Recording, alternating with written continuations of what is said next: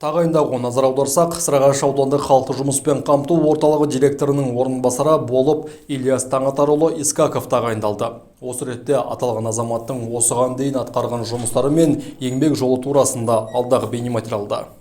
Сарыағаш аудандық халықты жұмыспен қамту орталығы директорының орынбасары қызметіне тағайындалған Ильяс Таңатарұлының еңбек жолына тоқталып өтсек, 1994-1997 жылдар аралығында Ментор кіші кәсіпорнында директор орынбасары болып қызмет атқарған. Ал 1997-1998 жылдары Сарыағаш ауданы әкімшілігінің экономика және жекешелендіру басқармасының бас маманы, 1998-2003 жылдары Атамекен иммиграциялық қоғамдық қорының директор орынбасары, 2003-2009 жылдары Сарыағаш проект жауапкершілігі шектеулі серіктестігінде директор орынбасары қызметтерінде абыроймен еңбек еткен. Ал 2011 жылдан бастап Сарыағаш ауданы әкімдігінің халықты жұмыспен қамту орталығының маманы болып жұмыс жасаған. Айта кетсек, Ильяс Таңатарұлы 2020 жылдың үздік әлеуметтік қызметкері.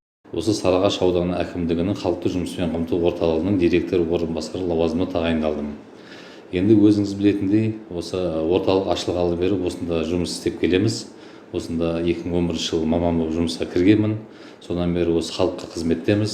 Енді алдағы уақытта енді бұдан да әрі осы ауданның әлеуметтік жағдайын көтеруге тырысамыз.